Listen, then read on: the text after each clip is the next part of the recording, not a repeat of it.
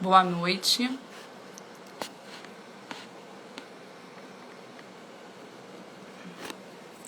colocar o filtro. Boa noite. Já vamos iniciar a live de hoje com a doutora Marcela. Hoje o tema é auxílio reclusão, né? Um benefício, eu fico muito feliz, né?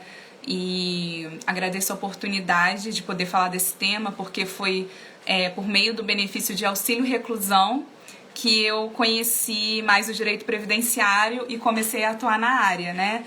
Eu já há um tempo atrás, em 2014, 2015, eu trabalhei um pouco, né? Poucos anos, uns 2 anos, 3 anos, na área criminal e começaram a perguntar sobre o benefício de auxílio reclusão e aí eu parei de trabalhar, né, com direito criminal e com uma outra amiga minha a gente iniciou, né, o benefício de auxílio reclusão e fomos migrando, né, para a área do direito previdenciário. Então, assim, é uma gratidão, né, muito grande estar falando desse benefício que, né, me fez conhecer a área que eu hoje, né, gosto tanto. E eu vou convidar a Marcela agora, tá? Pra gente começar a nossa live.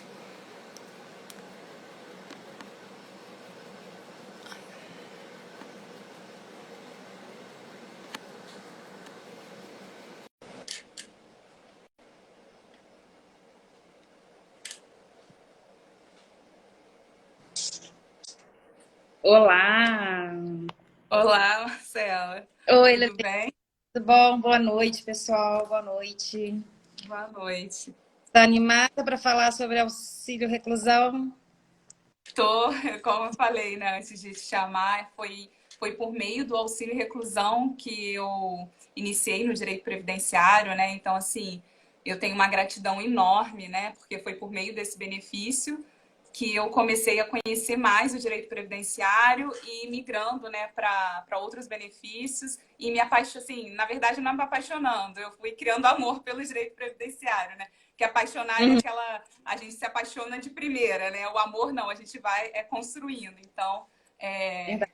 é muito, assim, né? Eu estou muito feliz por estar falando desse benefício que me fez iniciar na área. Então, pode falar. Então, Hoje vamos começar. é toda sua. Então, o benefício de auxílio reclusão, né, não só para as pessoas que são leigas, calma aí, é porque eu estou fazendo em pé, mas eu não sei se vai, acho que vai me cortar. Eu acho que eu vou até virar aqui um pouco a mesa. Será que vai dar, Gabi? Eu acho que eu vou até sentar, sabia? Eu tinha deixado o quadro só para anotar. Ah, Só, é para eu anotar os eu vou artigos? arrumar aqui, eu acho melhor assim, falando, fica melhor. Sentada com. Acho que fica melhor. Então, o benefício de auxílio reclusão, né, ele tem muito preconceito, não só para as pessoas que não são da área, mas até mesmo para as pessoas que atuam, né, para advogados que atuam no direito previdenciário. Nem todo advogado gosta ou sabe como funciona, né, gosta de fazer o benefício e não sabe como funciona. E ele, além assim, de ser um benefício que você vai ajudar muito a realidade dos dependentes, daqueles dependentes que o pai está preso ou a mãe está presa, né? Ele também pode te trazer um retorno financeiro muito bom, que os advogados não, que muitos advogados até que atuam na área, né, não têm conhecimento. E assim, por quê? Porque ele é um benefício parecido muito com o benefício de pensão por morte, Uhum. né? Então, aí, dependendo do caso, você vai conseguir receber os atrasados, né? Que aí, do valor dos atrasados, pela porcentagem, você consegue ter um retorno financeiro bom naquele caso, né? E o preconceito é que, como qualquer outro benefício previdenciário, né? Que o segurado contribui para a Previdência, ele não é dado automaticamente para todo preso. Não sei se você já recebeu algum e-mail ou alguma mensagem no WhatsApp, né? Que tem assim, toda pessoa, o Brasil é uma vergonha, toda, toda pessoa pessoa que vai presa, a família ganha um salário mínimo ou mais, ganha mais do que um trabalhador, sabe? Às vezes eu já recebi que o valor é R$ 2.000, né? Mas não, pelo contrário. E até mesmo, né, por toda esse preconceito, né, por detrás do benefício, eu, pelo menos, assim, na minha experiência, né, atuando muito no estado do Rio de Janeiro, tem muita negativa no INSS, mesmo você montando, às vezes, um processo com todos os documentos, com uma petição, né, com uma petição administrativa, explicando os fatos do direito, colocando toda a documentação, tá assim, às vezes nem tem discussão jurisprudencial no judiciário, né, nem tem uma discussão no judiciário. Preenche todos os requisitos da lei que o servidor deveria conceder o benefício. Ele é negado. Você tem que judicializar. De todos os processos que eu já fiz do benefício de auxílio reclusão, eu acho que assim, eu consegui administrativamente 4 somente. O resto é tudo. Você entra, vai estar assim, várias ações, né, de direito judiciais do benefício de auxílio reclusão, porque assim, tem muita negativa, que eu acho que até pelo esse preconceito. E se você for realmente ver os dados, né, orçamentários, mínimo em relação a qualquer outro benefício, sabe? Não tem, assim, um prejuízo ao erário, né, um prejuízo ao Estado em relação a esse benefício. Só para explicar essa questão do preconceito. Então, olha, para ficar mais objetivo, né? O benefício de auxílio e reclusão, ele não é concedido a qualquer pessoa que foi presa. Não, a pessoa tem que ter contribuído como autônomo, como facultativo, né? Contribuído para isso, ou como empregado, né? Ou na condição do empregador contribuído por ele, né? Ele na função de empregado. Então, assim, além disso, né? No decorrer da live eu vou explicar todos os outros requisitos que têm que ser preenchidos, mas, assim, não é automático a toda pessoa que vai presa, né? Isso não é um benefício assistencial, como na live passada a gente falou do LOAS, né? Que mesmo assim tem que preencher requisitos, mas não é um benefício assistencial que é concedido pelo governo. Foi preso e a família vai receber um benefício. Não é. E também não é um benefício para a pessoa que está presa, e sim para os dependentes. É um benefício como a pensão por morte. Não é o segurar, a gente vai analisar o segurado que está preso, se ele preenche aqueles requisitos, né, elencados na lei, nas normativas, e aí os dependentes que vão ter direito ao benefício, não o preso, ele não tem direito. E até assim, muitas clientes perguntam, às vezes está separado, tem filho, né, com a pessoa que está presa, ele está falando que ele tem direito. Não, o benefício é para o filho, é justamente o benefício de auxílio reclusão, o objetivo dele é suprir, né, materialmente aquela família que tinha uma renda. Que tinha uma renda que era fornecida pelaquela professora, por aquela pessoa que está reclusa, né? Então, assim, é um benefício como a pensão por morte, né? A pessoa faleceu, ela contribuía, ela que talvez era responsável por maior parte da renda, né, daquela casa, então os dependentes que vão ter direito a esse benefício, tá? E aí, aqui eu tinha colocado, né, o benefício de auxílio e reclusão constitucionalmente. Eu tô falando rápido porque eu acho que eu tô tão empolgada com o negócio, então eu vou tentar dar uma respirada para falar devagar. Perguntar uma coisa que você falou que essa questão ele contribuía, né? Então, para os dependentes terem direito, o preso tem que ter contribuído. Tem que ter a qualidade de segurado? Tem alguma Tem que ter que tem qualidade de segurado para concessão? O benefício de auxílio e reclusão, assim, é só a aposentadoria por idade que não tem necessidade de ter a qualidade segurada, né, no momento da concessão. Como os outros benefícios, depois você confia, eu tô falando, tá, Marcelo, mas se tiver alguma coisa, você me corrige. Como os outros benefícios do INSS, ele precisa estar na qualidade segurado para usufruir daquele benefício, como uma pensão por morte, um salário maternidade, né, um auxílio doença. Então, assim, a aplicação da lei é a mesma, da lógica, né, de concessão do benefício, vai ser a mesma para o benefício de auxílio e reclusão.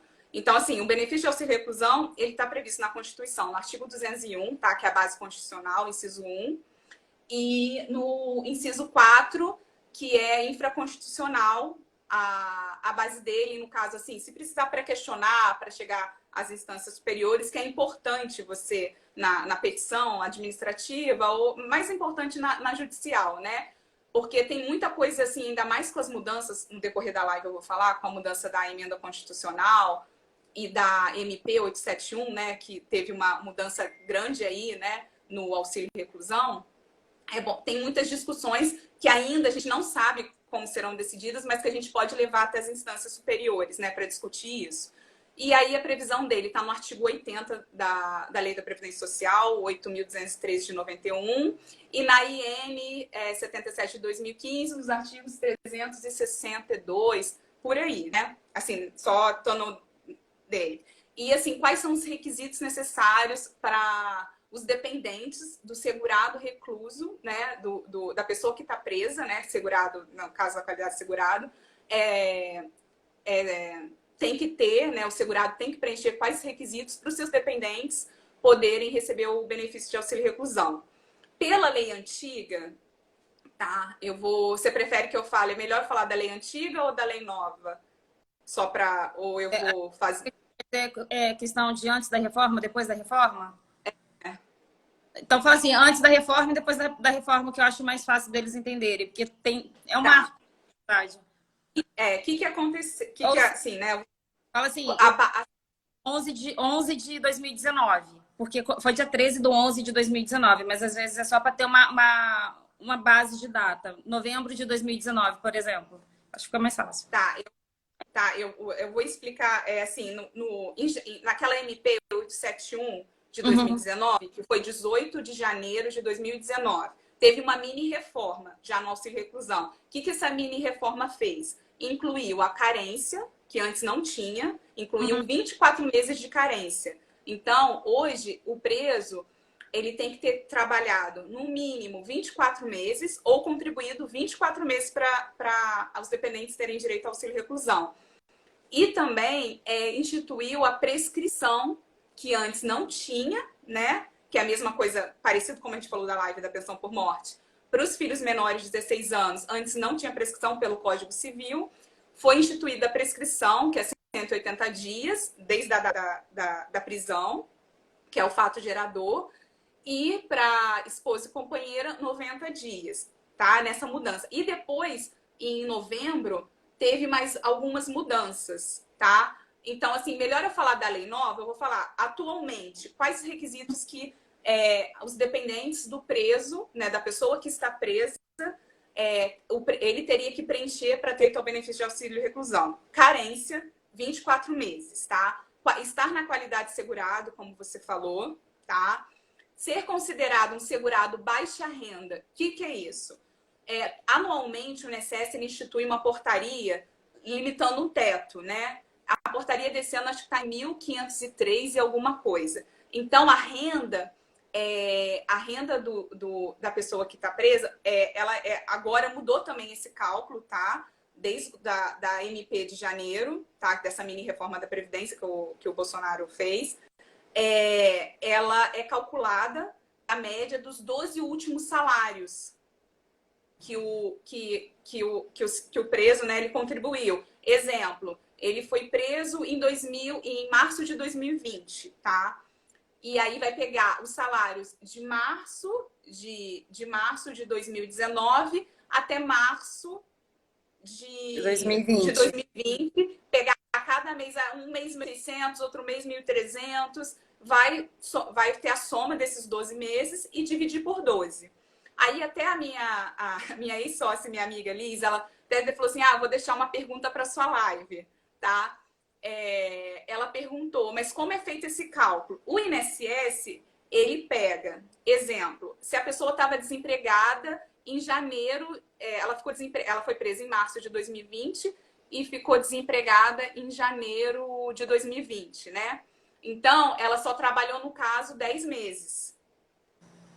O INSS pega os salários e divide por 10, tá? Mas se a gente for aplicar o raciocínio jurídico que o judiciário tinha com a lei antiga, de que quando o segurado, a pessoa, né, eu falo segurado recluso, é a pessoa que está presa, né? ela não, ela no momento da prisão, se ela estava desempregada, a renda dela deve ser considerada zero.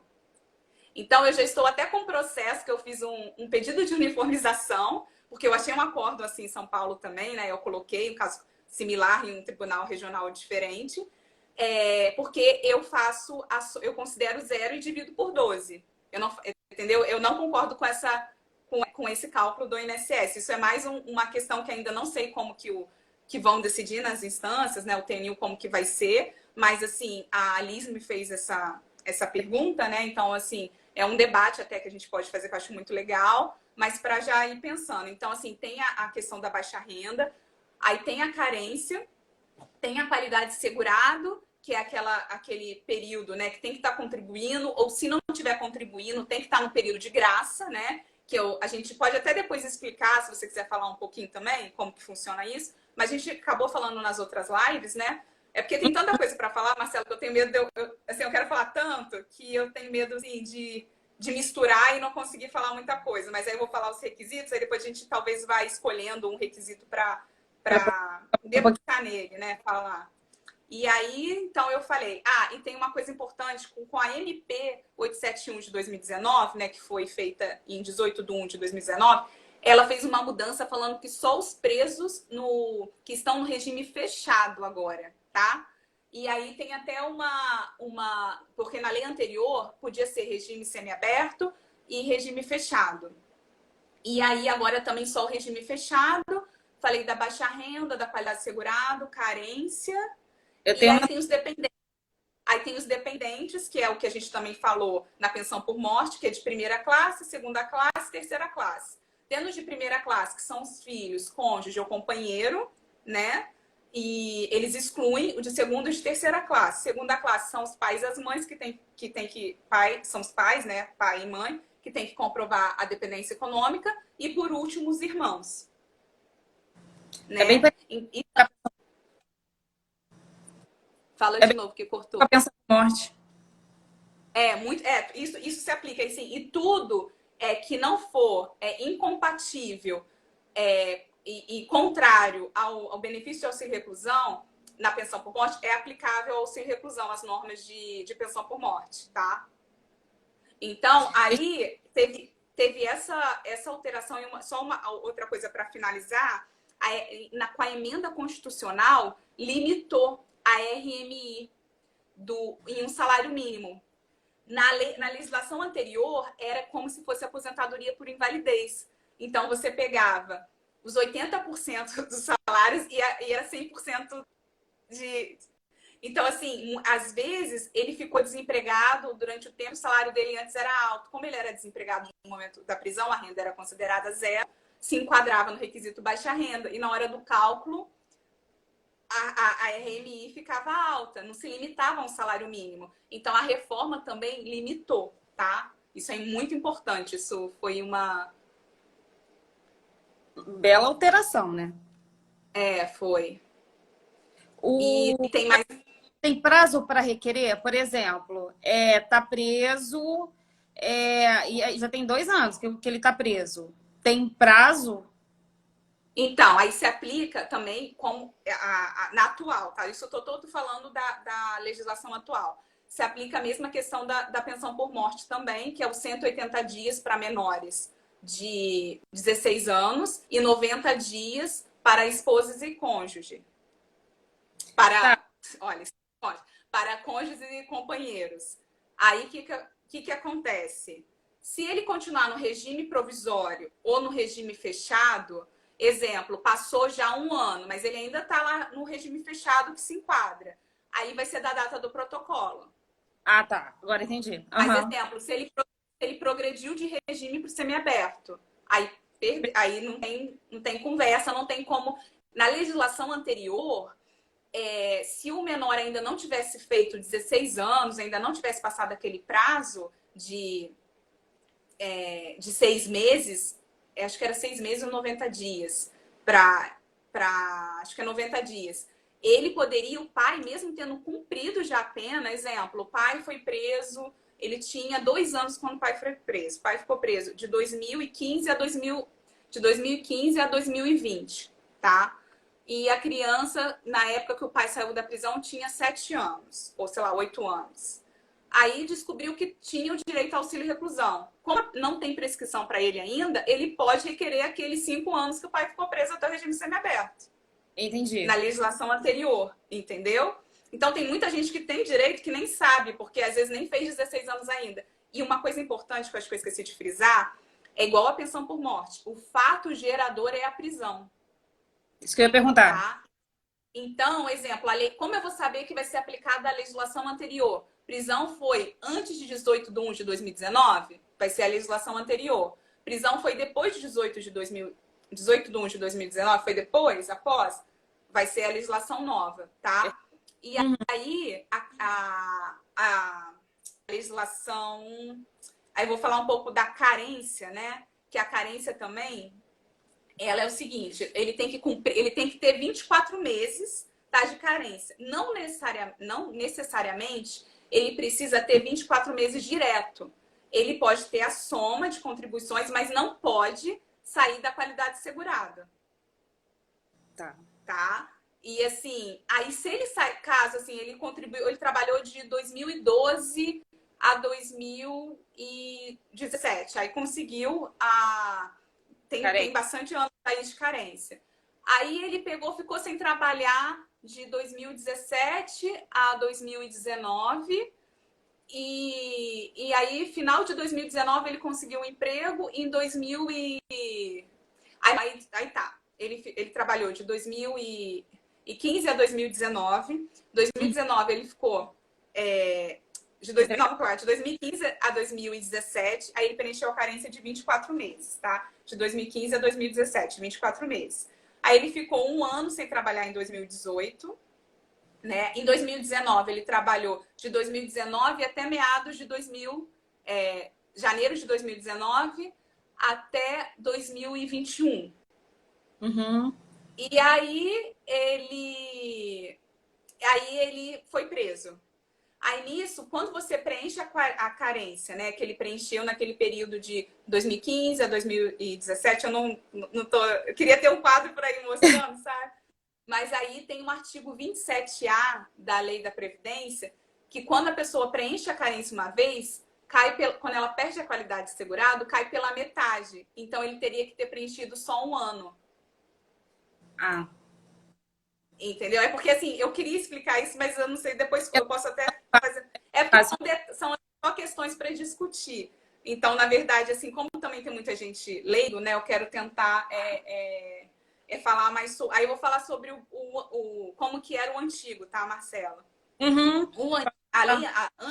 Antes dessa MP 871 de 2019, que foi feita em 18 de janeiro de 2019, para as pessoas que foram presas antes dessa MP, não tem carência. Bastava uma contribuição, Marcela, mas se a pessoa estivesse na qualidade de segurado, exemplo, eu contribuí em 2015, tá? Trabalhei 2 meses. E fui presa e a pessoa foi presa em 2000 e... Sei lá, a pessoa trabalhou de janeiro a fevereiro de 2015 e foi presa em março de 2016, tá?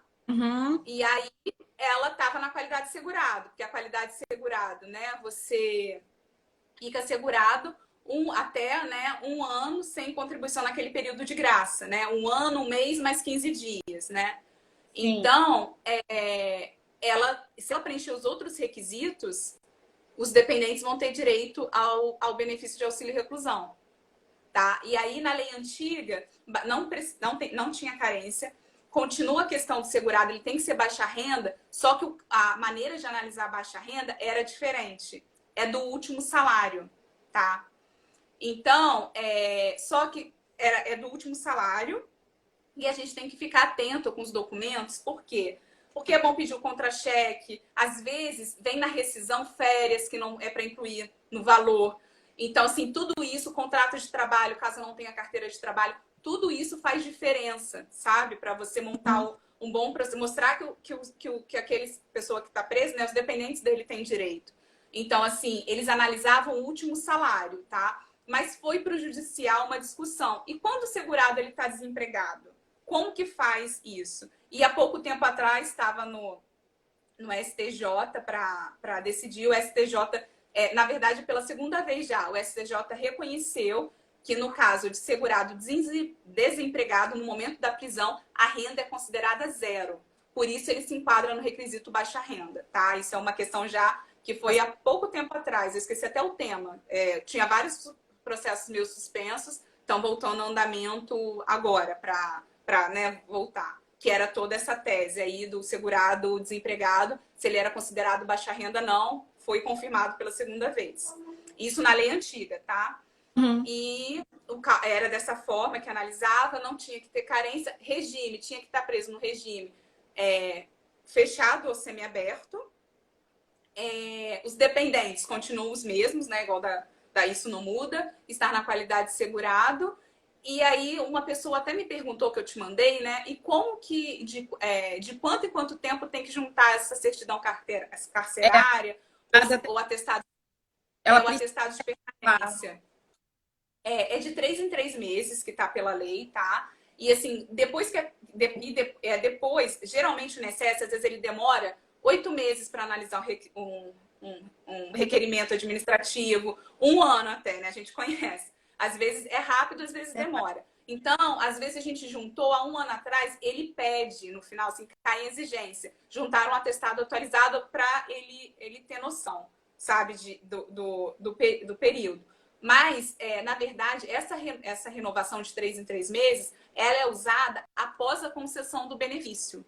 Por quê? De 3 em 3 meses, os dependentes eles têm que fazer um requerimento que ele pode fazer pelo 135 ou pelo meu INSS digital, né? Ou marcar para ir numa agência levar, né?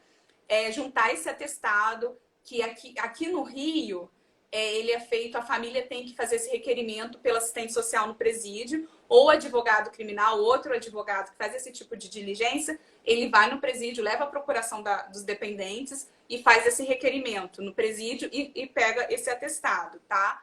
E aí ele junta, faz esse requerimento de renovação e declaração do cárcere, vai seguindo lá os passos a passo, tem que juntar o RG e CPF dos dependentes, da representante, se for menor, e mais esse atestado é bem simples. E o INSS analisa e aí ele vai, senão ele suspende o benefício.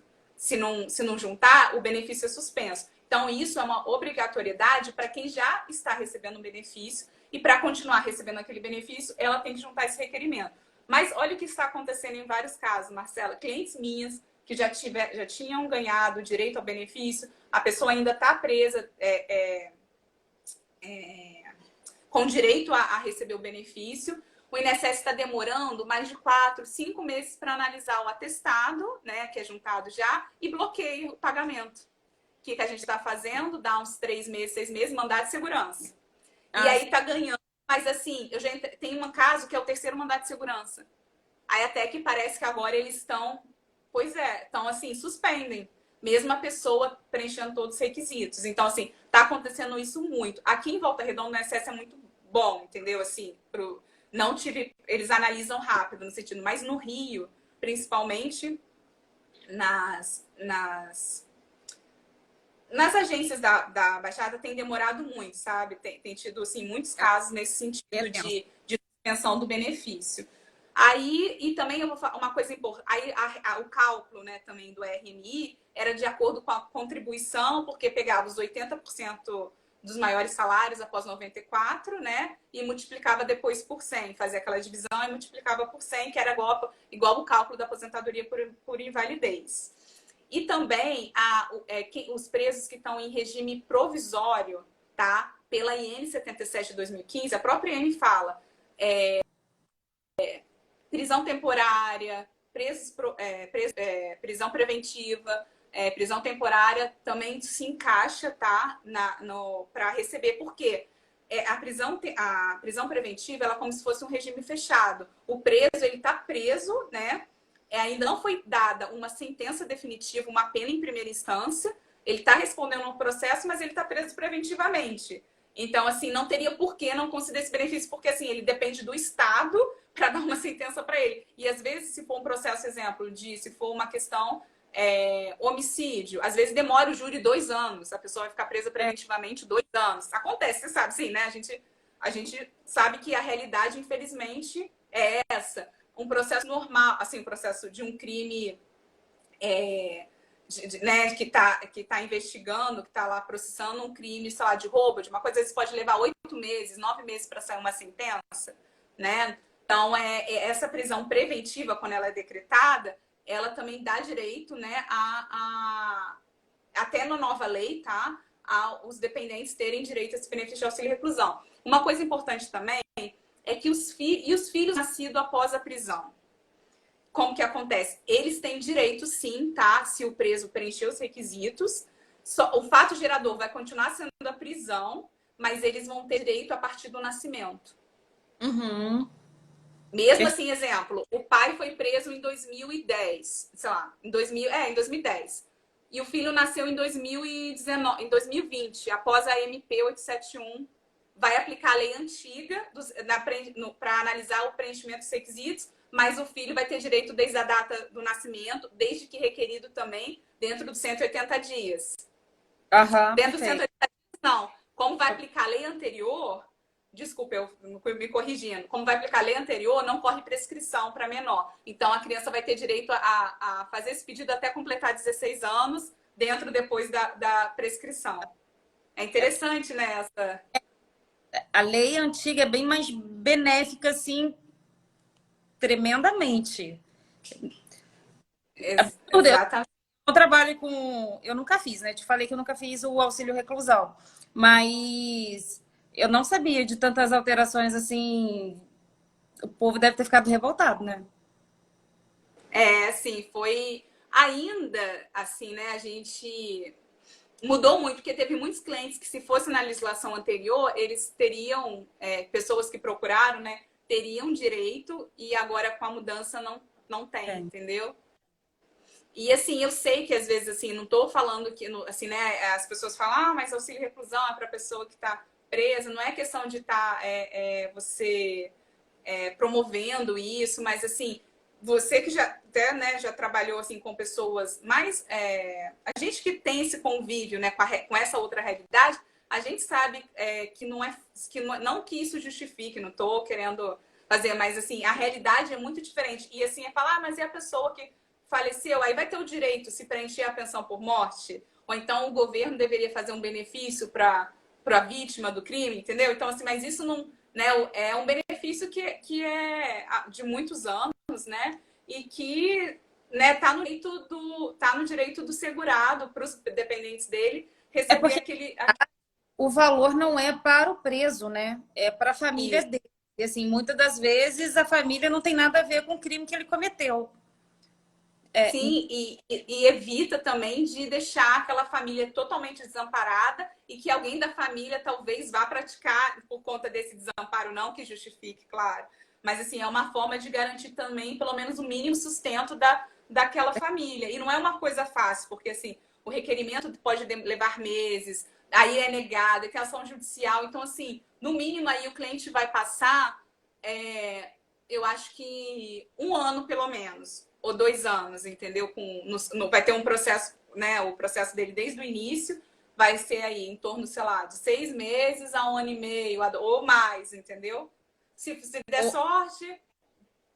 Lelê, deixa eu só te fazer uma pergunta. O benefício, ele permanece até a troca do regime? Isso. Entendi. Tá? Aí, na legislação anterior, ele estava no semiaberto, progrediu para o aberto ou recebeu o benefício de livramento condicional, perde o benefício. Tá. Na data que foi concedido, tá? E na legislação nova, ele progrediu para o semiaberto ou recebeu o benefício de livramento condicional, que pode receber, né, direto do fechado, livramento condicional, isso não tem problema. Eu sei porque eu também já estou na área criminal, então, assim, conceitos, isso me ajuda a entender até melhor o benefício. E uma coisa... Uma outra coisa que eu ia te perguntar é vamos supor, tá preso, vai ficar preso no regime fechado durante 15 anos. E aí, nesses 15 anos, o filho já tem a maioridade, né? A maioridade civil, que é 18 anos. nesse caso, no auxílio reclusão, a idade é 16, 18 ou 21? Porque na pensão por morte, por exemplo, é 21. Que aplica a pensão por morte, 21 Ah, anos. entendi. Então, Até 21 é igual a qualquer outro benefício, se aplica assim, né? Se aplica a 21 anos, aí a não ser que ele comprove, né, que tem alguma deficiência né, antes ou durante ele estar recebendo o benefício, aí ele é considerado incapaz, aí pode receber mais, né? É a mesma coisa que se é aplica bem. à pensão. Então, E a, pode falar. quê? Não, pode E da falar. companheira E Pergunta. da companheira também, Marcela, para fazer aquela comprovação toda. Lembra que a gente explicou para que o pessoal, até muita gente falou que achou super interessante, que gostou muito da nossa explicação, assim, pessoas próximas, né, que assistiram a nossa live. Que bom. E aí se aplica também da companheira, e assim, uma das formas da companheira provar que tem que ser a união estável tem que ser anterior à prisão. E Sim, também aquela questão, se tiver vertido só 18 contribuições ou tiver menos de 2 anos, só vai ter direito a 4 meses de benefício, a companheira. E a casada também. E aí vai aplicar as mesmas coisas da pensão por morte. então, deixa eu só. Aí, Tá. tá, Por exemplo, o filho, a mãe pode receber junto com o filho. pode. São os dependentes primeiro. Quando o Quê? filho é 50-50. Isso. Quando o Na lei filho. anterior. Ah, Na não, lei não anterior. pode. Agora vai dividir também porque é limitado a um salário mínimo. Divide pela quantidade de dependentes. O filho cria 21 anos, a parte dele vai para a mãe? Isso eu não. Eu acho que vai, sabe por quê? Como é limitado, isso eu não tenho certeza, porque não. É até uma boa questão. Mas assim, eu acredito que não, por quê? Porque como o benefício é limitado a um salário mínimo, eu acho que não pode receber menos que um salário mínimo, né? Pela Uhum. emenda constitucional. Então, a Liz, não tem reversão de cota. Então, eu acho que não poderia estar, assim, fazendo todo o raciocínio jurídico de que não pode ter um benefício menor e como a divisão é igual por conta dessa limitação da RMI, que fizeram, acho que foi uma sacanagem, porque, assim, o segurado, a pessoa que está presa, né? Ela contribui como qualquer outro segurado que vai pedir um benefício de incapacidade ou um benefício de salário maternidade, o que for aposentadoria. Então, eles limitaram essa RMI. Então, eu acho, mas assim, eu não sei qual, porque como é algo muito novo, tá? Igual essa questão que a Alice fez a pergunta para mim, né? Da soma, será que a gente contava errado do salário, né? Eu divido também, eu considero zero a renda, até Uhum. porque é mais favorável Segurado. pro meu cliente, né? Pro É, segurado preso. entende. Então, assim, eu não sei como que vai ser a interpretação judicial dessa questão. Pode ser que o INSS ele faça isso de continuar pagando, dividindo a cota, entendeu? Quer dizer, a Alice falou o contrário, não tem reversão de cota. Mas eu acho que não, porque a limitação é o salário mínimo. Mas eu não sei como vai ser essa interpretação, judicialmente, tá? No Se judicial. alterar e fizer a conta e der um pouco a mais para que essa divisão, e a gente possa falar nessa questão da cota, e não poder fazer essa reversão, é idêntico à pensão por morte. Isso. Né? Então, eu não sei como ficaria, porque ela ficaria com salário, né, abaixo do salário mínimo. E não Então, pode. Verdade. não pode, entendeu? Fazendo essa interpretação. Assim, no judicial, eu acho que não, que eles, assim, né, seria essa posição, mas não sei como ficaria. E aí, Marcela, também tem essa questão do filho nascido, aí da questão da companheira e da esposa. Aí são todas essas questões que a gente falou da pensão por morte. E uma forma de comprovar também é testemunhal, né? Eu e a Liz, a gente já teve clientes que a gente conseguiu que era companheira, mas tinha também tudo comprovado. E a carteira de visitante no presídio. Esse aumento também, entendeu? Tem a carteira de companheira. Então, assim, né? É um pouco diferente da questão da pensão por morte, na comprovação, mas isso seria uma coisa, porque tem o registro, né? Lá no presídio dos dados de quem visita e tudo mais. Então, assim, Isso é importante, né, para a companheira poder ter direito, né? Isso serve como prova, tá? Não, Então tem. Fazendo até para o meu lado da pensão por morte, eu peço para ir no hospital e pedir o registro, porque como ela faz a visita, fica lá com o companheiro, quando eles ficam internados, eu falo assim, cara, traz, vai no hospital. Outra coisa também que eu grifo, né? Eu costumo falar que para o INSS eu desenho. Na certidão de óbito, o declarante, acho que é declarante, que aí É costuma declarante.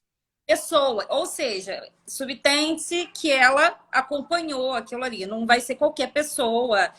Tudo bem que de vez em quando é qualquer pessoa, mas assim, quando a declarante é a companheira, eu dou um printo, colo na inicial, na petição, porque é uma prova que a gente tem.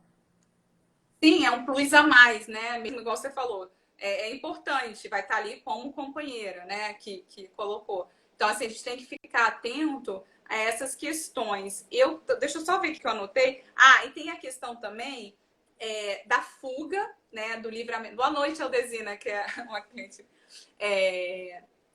A questão da fuga, porque no artigo, né, que fala da qualidade segurado, que as pessoas que conseguirem comprovar seguro-desemprego, né, ou por meio do registro, ou por meio de provas que tentou, né, vaga mandou e-mail, né, para empresas e tal, cadastro, aumenta mais um ano da qualidade segurado.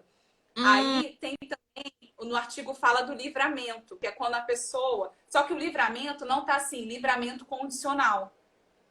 Então, no INSS, ele entende como se fosse o livramento condicional. Mas no judiciário, tá? Isso é uma discussão, assim, eu vou falar assim, parte da doutrina, assim, é uma parte maior, né? Pensa dessa forma, é uma parcela maior do que a outra, no sentido que essa palavra livramento abrange também a fuga e a evasão, Tá. tá? Então, como que acontece? Exemplo, a pessoa estava presa, ela tinha... deixa eu ver, como que eu vou montar o caso concreto? Ela estava presa em 2018, tá? E aí ela ficou presa em 2018 e fugiu em 2019. Uhum. Tá? E na hora dela preencher de ver a qualidade segurado, ela tinha. O último trabalho dela foi um mês antes da prisão. Tá? Tá. Ela. Assim, foi no momento da prisão ela estava trabalhando. Tá? Ela estava bem na qualidade segurado e ela fugiu. Aí, pro judicial, ele considera também, nesse artigo, que ela vai ter um ano ainda do período de graça. Caso Uhum. ela cometa, né? Mas isso assim, se ela ainda tivesse dentro da legislação anterior, caso ela cometesse caso ela fosse pega de novo ou cometesse algum outro crime, ela teria mais um ano para estar nesse período da qualidade segurado, tá? Já o INSS considera isso como uma suspensão. Então, exemplo, a pessoa saiu, que eu falei em 2020, aí como eu falei que ela foi presa assim, ela estava trabalhando quando ela foi presa, então ela ainda tem 12 meses. Uhum. Só que ela ficou 4 meses evadida, né, com fuga, e ela foi presa no 5º mês. Aí o INSS ele considera que ela já usou 4 meses. quatro meses dessa qualidade. Eu não sei se, porque assim, quem é da área previdenciária está entendendo o que eu estou falando. Quem é leigo, eu sei que é muito difícil, assim, às vezes, para eu tentar passar, mas eu queria passar um pouco dessas discussões. Mas para o judiciário, Marcela, isso para o INSS é causa de suspensão, para o judiciário é causa de interrupção. Então, do judiciário, sempre esse cálculo vai fazer do zero.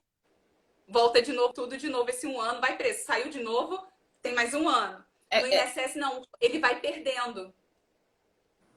Entendeu? Então, Deixa eu assim, isso é muito fazer. interessante.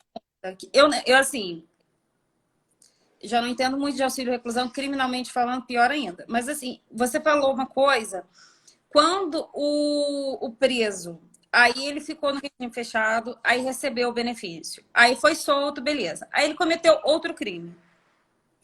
Tem direito de novo a receber Se ele preenche os, assim, se ele tiver na exatamente, ele preenche os dependentes conseguem provar todos os requisitos. Mas então, se ele for preso 3 vezes, provou os requisitos, são 3 vezes de auxílio reclusão. sim, tem direito. Entendi. Eu tô até vendo aqui, ó, requisitos carentes, baixa renda, reclusão, sem, aí regime prisional. Aí eu falei da carência, período de graça. A prescrição, eu falei também, não falei? Da prescrição. Falou. Ah, e aí também teve uma lei de 2003 que ela autoriza, tá? O preso a contribuir como facultativo ou contribuinte individual. Que aí, dependendo, exemplo, acontece alguma coisa com ele na prisão, ele morre, os dependentes podem ter direito à pensão por morte. Me surgiu uma outra dúvida. Não. Sim. Pode falar, eu tô vendo o que eu raciocínio que vou falar. Se ele estiver no regime fechado, ele, por exemplo, não vai estar contribuindo. Então, se ele fica, por exemplo, mais de 3 anos, subtende-se que ele perdeu o período, a qualidade total de segurado. A gente já não consegue mais estender o período de graça dele. Fugiu. Não, quando ele tá preso, fica. Não, ele. Você Igual entendeu? eu te falei, suspende, entendeu? Não, Então, exemplo, ele quando ele sair ou quando acabar o regime fechado, aí acaba essa qualidade de segurado? Você entende? Vou te dar um exemplo. Quando a gente está recebendo auxílio doença, a gente continua com qualidade de segurado. É isso que eu queria saber. Sim, porque aí igual vai acontecer, quando ele sair da prisão ou tiver uma fuga ou ele terminar, vai voltar a contar. Ele vai ter mais aquele 1 ano de período de graça pela lei, entendeu? Entendi. E uma Então, por discussão exemplo, que tá. se ele vier ser atropelado e morrer do nada, o companheiro vai ter direito à pensão por morte. Vai conseguir, ou então até mesmo a converter se ela estava recebendo o benefício de auxílio reclusão, consegue a conversão. Entendi. É bem interessante. E muita gente não sabe. Bem legal. Se não pegar um advogado previdenciário que atua na área, que, né, assim, Sim. né, às vezes não sabe que a pessoa tem direito a converter esse benefício de auxílio reclusão. E uma coisa também que eu esqueci de falar, que é até interessante, eu tive um caso, dois casos meus, né, que aconteceram isso, de cliente, talvez essa questão que eu te falei, né, que na legislação anterior o STJ reconheceu que o segurado que estava desempregado no momento da prisão é considerado que ele tinha renda zero, porque ele estava desempregado, então ele se enquadra, né, no requisito de baixa renda. E aí esses processos estavam suspensos, e o que aconteceu?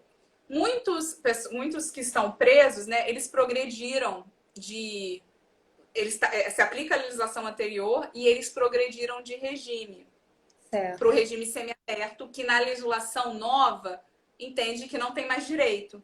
E o INSS, no início, ele estava cortando alguns benefícios, tá? Mas eu anotei, eu não anotei agora, mas eu tenho, para quem quiser depois, pode me mandar por direct. Eu tive, nesse caso, até assim, para manifestar para o juiz, para mostrar, né? O INSS emitiu uma portaria informando que os presos das prisões anteriores, né, cufadores, antes de 18 de janeiro de 2019, mesmo progredindo de regime, né, do fechado para o semiaberto, como é a lei anterior, vai ser mantido o pagamento, mesmo progredindo de regime pelo semiaberto. Só as prisões depois que, entendeu? Isso é importante porque teve um caso meu que o juiz ficou em dúvida e eu juntei. Aí ele realmente reconheceu, porque na verdade, assim, ela até tinha direito, porque na verdade a gente estava pedindo, como era menor, o pai já tinha até cumprido a pena. A gente estava pedindo os atrasados, né? Uhum. E ia tirar muitos. Ele deu até o o regime fechado só. Só que era a legislação anterior. Ah, Aí eu tive que embarcar, aí embarguei, aí juntando essa portaria, né, que foi feita depois, ele reconheceu que realmente não, tem direito até o semiaberto. Isso é importante também. Depois eu até posso printar e colocar no Stories e essa portaria, porque isso faz diferença na hora, sabe? é Que super a importante legislação. também falar que, né, que os benefícios suspensos, bloqueados, muitas das vezes eles têm como reverter, né? Porque às vezes a pessoa assim, o INSS cortou, então assim, não tem mais direito.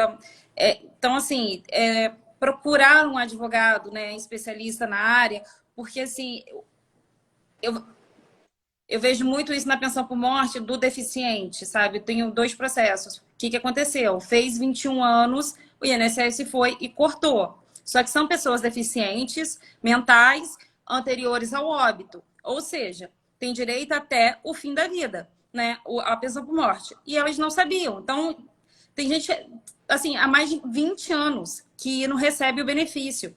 Então, eu sempre tento trazer essa parte do que, se for suspenso, se for bloqueado, se for cortado, procura saber se está certo, porque às vezes está errado e você está perdendo seu direito. Né? Não é.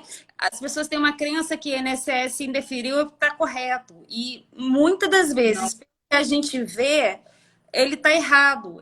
Assim, 10% das vezes o INSS está certo. A verdade é essa. Então, assim, procurem mesmo o direito de vocês, consultem, né? Porque talvez possa valer muito a pena para você, os seus filhos, né? Os dependentes, enfim. Não, e é exatamente isso. Até essa questão da qualidade segurada, às vezes, para ver, às vezes a pessoa, assim, tem muito, assim, as pessoas imaginam, né, que a pessoa que está presa contribuiu pouco, mas às vezes tem muitos, assim, que eu falo, uma parte dos clientes mesmo, que contribuíram, às vezes, mais que 10 anos. Então, às vezes, quando entrou, o INSS falou que não tinha qualidade segurada. E a pessoa também recebeu o seguro-desemprego. Então, tem aquelas extensões do período de graça. Sim, E é, da, é, que acham que o estar desempregado corta tudo. E, na verdade, não é bem assim, né? Porque até a gente pode falar um pouquinho dessa questão da qualidade de segurado, porque o período de. Você acaba de. Sua última contribuição foi em janeiro de 2021 e você não contribuiu mais, né? Então, assim, você entra no período de graça de janeiro de 2020, de fevereiro, né? Fevereiro de 2021 até você voltar a contribuir. E esse período de graça, dependendo do seu histórico, você pode estender até 24 meses. Então, assim, muitas das vezes eu consigo sempre os 24 meses, porque ele está no período de graça e a gente comprova que está desempregado. Então, a gente já sim. tenta aí 2 anos praticamente. E aí, quando você vai ver no CNIS o histórico dele, né, os 120 contribuições, você estende mais um. Então, ou seja, são 3 anos de extensão de qualidade de segurado. Então, às vezes, é essa questão, consultar, né? Porque, assim, não são todos os advogados que, eu digo assim, advogados que não atuam na área do previdenciário. Porque, assim, o previdenciário, ele tem suas questões. A gente, muito sabe, tem que ter qualidade segurada. Mas talvez não saibam que pode estender 3 anos. E isso pode fazer uma diferença gigantesca, principalmente em benefícios assim. Eu acabo ganhando muito questão de pensão por... Eu faço muito pensão por morte, né, na verdade. Então, eu ganho muito nesses quesitos. Ah, eu estava desempregado. Não, peraí. Então, provavelmente, isso aconteça também com você. Sim, isso, não, no auxílio reclusão faz muita diferença. E essa questão importante desses 3 anos não é só para benefício de auxílio reclusão e pensão por morte, às vezes, no auxílio doença, Ah, sim. numa aposentadoria por invalidez, ó, ganhamos muitos processos assim. E é verdade, entendeu? Porque assim, como a gente, né, no auxílio reclusão, a pessoa já está numa situação vulnerável, né, e também em relação financeiramente, eu e a Liz, a gente fazia a cobrança somente ao final, né? Na Aham. questão. Então, a gente analisava muito o processo para ver se realmente tinha chances, né? Se preenchia os requisitos. Então, assim, foram alguns processos a gente resolveu arriscar. Não, esse a gente, né? A gente, assim, a cliente, a gente tem aquela coisa, né? A gente, não, vamos ver se a gente consegue para aquela cliente. Mas a gente sabia, assim, olha, as chances são poucas, mas foi um ou outro. Mas, assim, todos que a gente geralmente atuou, a gente faz aquele análise mesmo, porque a cobrança, geralmente, a gente não consegue fazer no início do processo. Então, a gente analisa bem, e foi isso. E outra coisa também importante, Marcelo, igual essa questão da qualidade do segurado, além do benefício de auxílio reclusão, pensão por morte, serve também para os outros benefícios, né? De incapacidade temporária, que é o antigo auxílio-doença, incapacidade permanente, aposentadoria por invalidez. E também, no caso, como na pensão por morte, não sei se você já pegou algum casinho, também serve para o auxílio reclusão no seguinte: se a pessoa ela parou de trabalhar e nisso ela tinha uma doença que ela não chegou a requerer o benefício de auxílio-doença e conseguir comprovar que ela deveria estar recebendo o benefício de auxílio-doença, ela estaria na qualidade para receber depois o benefício de auxílio-reclusão. Entendi. Eu não sei se você pegou algum caso assim de pensão por morte, que Não. a pessoa tá doente e conseguiu, tipo, ela parou a qualidade de segurado dela, mas antes dela, nesse período antes dela estar na qualidade de segurado, ela tem um câncer ou uma doença e ela não entrou com benefício de auxílio-doença e isso, faleceu um ano depois. Então, teoricamente, ela teria que estar recebendo aquele benefício de auxílio-doença. Tipo, Então, ela estaria na qualidade... Tipo um direito Desculpa, adquirido. isso. Ah, tá.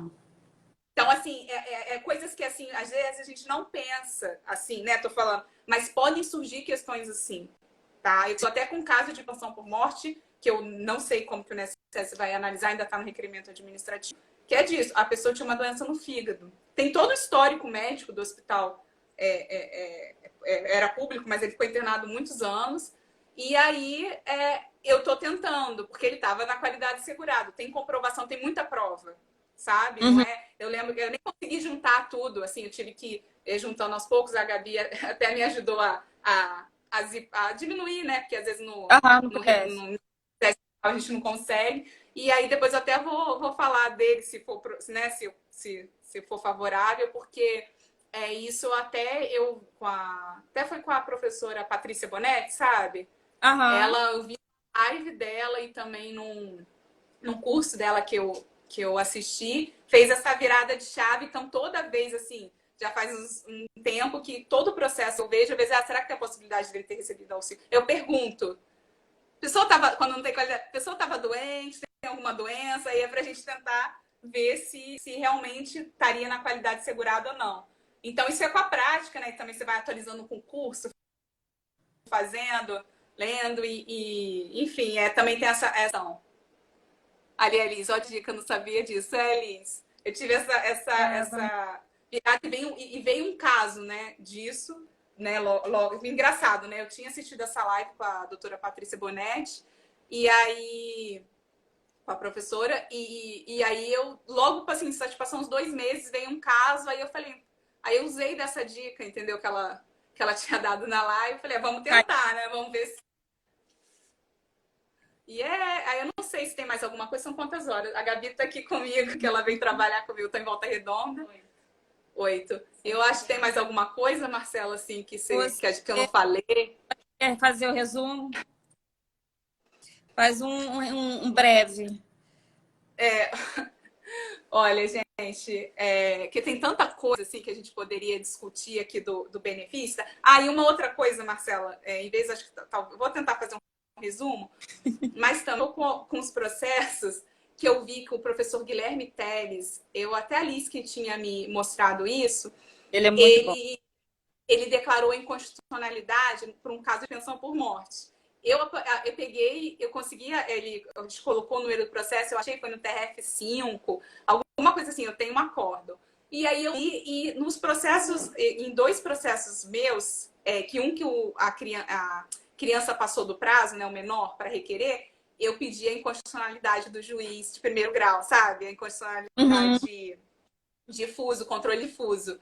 Então, eu fundamentei, eu também pesquisei, né, ela é materialmente e formalmente. Então, assim, e tô também agora brigando também pela RMI quando o processo depois do 18 de 1 de 2019, não, depois da emenda constitucional que limitou, né? Não sei se também na mini reforma tinha, mas eu acho que foi na emenda constitucional que limitou a um salário mínimo, o benefício de auxílio reclusão. Então, assim, a gente tem meios também, depois de tentar levar até as outras instâncias. Isso que é importante a gente fazer esse pré-questionamento, né? Colocar o artigo, que eu fiz, tinha feito o quadro, não sei se vai dar para ver, colocar o artigo 201 e para pré-questionar na petição, no finalzinho, pré-questionamento, para a gente subir para ter chance, né?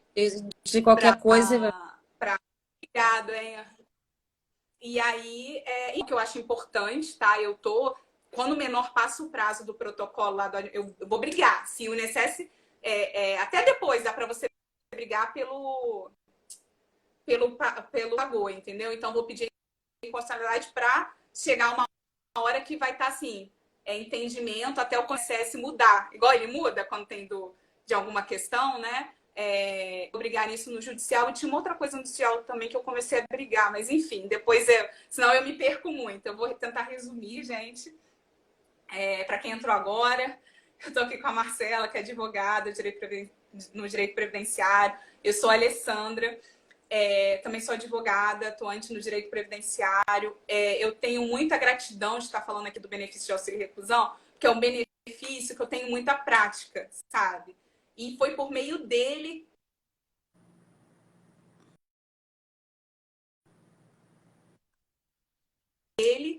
que eu conheci mais o direito previdenciário. Eu, assim, não vou falar, eu até falei, não me apaixonei, mas eu criei amor pelo direito previdenciário. Então, gratidão. Quero agradecer todo mundo que está na live. O benefício de auxílio, eu vou agora resumir. O benefício de auxílio reclusão, ele não é um benefício que é pago a todos os presos automaticamente. Quando a pessoa é presa, ela ganha o benefício de auxílio reclusão. Não é dessa forma, tá? Não é todo mundo. A pessoa precisa estar segurada, ser contribuinte do INSS ou estar na qualidade de segurado para receber o benefício de auxílio reclusão. Além disso, tem que preencher uma série de requisitos, tá? Em 18 de janeiro de 2019, teve uma MP, a 871 de 2019, que foi convertida na Lei 3.846 de 2019, tá? Ela colocou a carência de 24 meses para o benefício de auxílio reclusão, só pode presos que estão no regime provisório ou fechado. Continuou a questão da baixa renda, mas que é calculado na média dos 12 últimos salários antes da prisão. Os dependentes tem os dependentes de primeira, segunda e terceira classe, que são os filhos, o cônjuge, que é de primeira classe. Quando tem esses dependentes, exclui os demais. Os de segunda classe são os pais, que têm que comprovar a dependência econômica daquela pessoa que está presa. E em terceira classe são os irmãos, que também, quando não tem os outros dependentes, tem que comprovar a dependência econômica. Na lei anterior não tinha carência, tá? Que todos não tinha carência e tinha que estar na qualidade de segurado, os dependentes são os mesmos, aí o regime que muda, porque pode ser no provisório, fechado e semiaberto. O requisito da baixa renda não é a média dos 12 últimos salários, e sim o último salário que o preso contribuiu. Mas caso ele esteja desempregado no momento da prisão, é considerado que ele tenha renda zero. O judiciário assim, o entendimento já foi pelo STJ de que é considerado a renda, né, que no caso seria renda zero. E agora, para quem entrou, mas como eu sei que aplica a legislação nova ou antiga? Pela data da prisão. Então, o fato gerador, o que é o fato gerador? É o fato que acontece, né, no mundo nosso físico, que vai se aplicar aquela hipótese que a lei fala. Tipo assim, o contribuinte que foi preso tem direito ao auxílio reclusão. Então, aquele contribuinte sendo preso, aconteceu o fato gerador, vai aplicar a lei. Então, para saber qual lei é aplicável, é a lei da data da prisão. Então, se a prisão foi antes de 18 de 1 de 2019, a lei antiga. Se a prisão foi após 18 de 1 de 2019, a lei nova. Tá, gente? É basicamente isso. Eu queria muito falar sobre outras discussões do auxílio reclusão, mas já vai dar 8h05. E aí a live fica muito grande, eu quero subir para o canal do YouTube, que eu tô subindo as lives pro canal do YouTube que eu fiz. E é isso, e se vocês gostaram, a gente pode marcar, subdividir em temas também sobre a questão do auxílio reclusão. Vamos falar sobre a questão da renda? Vamos falar sobre a questão da carência? Aí a gente pode até combinar de fazer uns casos concretos, colocando, aí eu elaboro melhor, trago o caso do que eu já fiz, caso que eu estou fazendo, também assim, né, claro, não com os dados dos clientes, mas assim, criando, né, a partir dos casos, enfim. E Marcela, vamos ver se a gente faz os casos, se a gente vamos montar, né, ver se a gente consegue, e a gente tá trazendo assim mais a prática, né, que eu acho que isso a gente consegue quando a gente mostra a prática, acho que dá para enxergar melhor a teoria, né, como é aplicado. E quero agradecer também, falei muito rápido, você falou que você ficou nervosa na primeira live, eu falei até com a Gabi, que a Gabi tá aqui comigo, falei, nossa, eu tô nervosa porque é uma coisa que eu trabalho, que você fica com medo de falar alguma coisa errada, né? Dá aquela aceleração, assim. Mas quero agradecer a todos vocês que participaram aqui da live, tiraram o seu tempo. Muito obrigada. Vou até... Vem cá, Gabi, só para... Me ajudou aqui, porque eu tô na casa do Foi suporte. A Gabi foi suporte da doutora Alessandra essa noite. Aí é isso, Marcela. Muito obrigada, tá? Também vou...